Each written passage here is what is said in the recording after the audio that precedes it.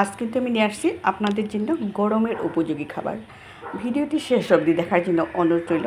আসুন একবার দেখে নিন। এ হলো কাঁচা আম। আজকাল কাঁচা আম কিন্তু মার্কেটে অ্যাভেলেবল।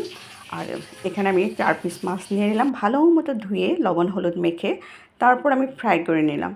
আপনাদের ইচ্ছে অনুযায়ী যে কোনো মাছ দিয়ে কিন্তু এটা আম দিয়ে খেতে পারেন। কোনো কথা নেই যে এই মাছটাই দিতে হবে, যে কোনো মাছ দিয়ে কিন্তু আপনি এই আমের যেটা টক মাছের ঝোল সেটা বানিয়ে নিতে পারেন।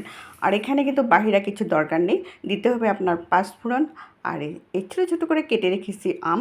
আপনি যদি ভীষণ টক খান তাহলে বেশি দিলেও হলো।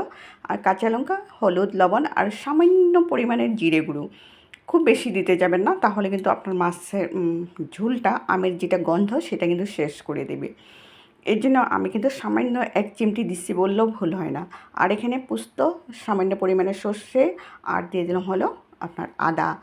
খুব কম পরিমাণে দিয়েছি, কম থাকাতে একটু জল দিয়ে কিন্তু আমার গ্রাইন্ড করতে হলো, হয়তো তার জন্য আপনাদের বেশিও মনে হতে পারে।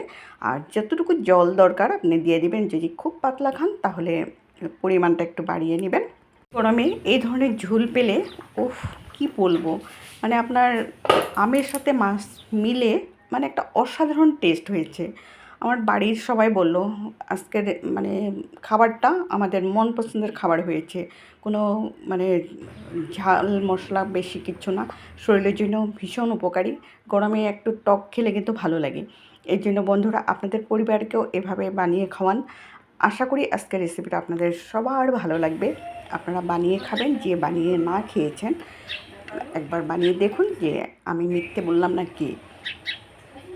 ভীষণ গরম, তার জন্য কিন্তু আপনাদেরকে আবার বলি আপনারা খুব কেয়ার নেবেন, নিজের সবাইকে কেয়ার দিবেন। আপনারা ভালো থাকলেই কিন্তু আমরা ভালো থাকতে পারবো। এই জন্য আপনাদের ভালোবাসার জন্যই তো এই ভিডিওগুলো করি, না হলে কোথায় আর করতাম এগুলো। বাড়িতে বানাতাম, বানিয়ে রেখে দিতাম। আমি আবার আসবো কিছু না কিছু একটা নতুন ভিডিও নিয়ে। আজকের জন্য কিনে রাখি। ধন্যবাদ।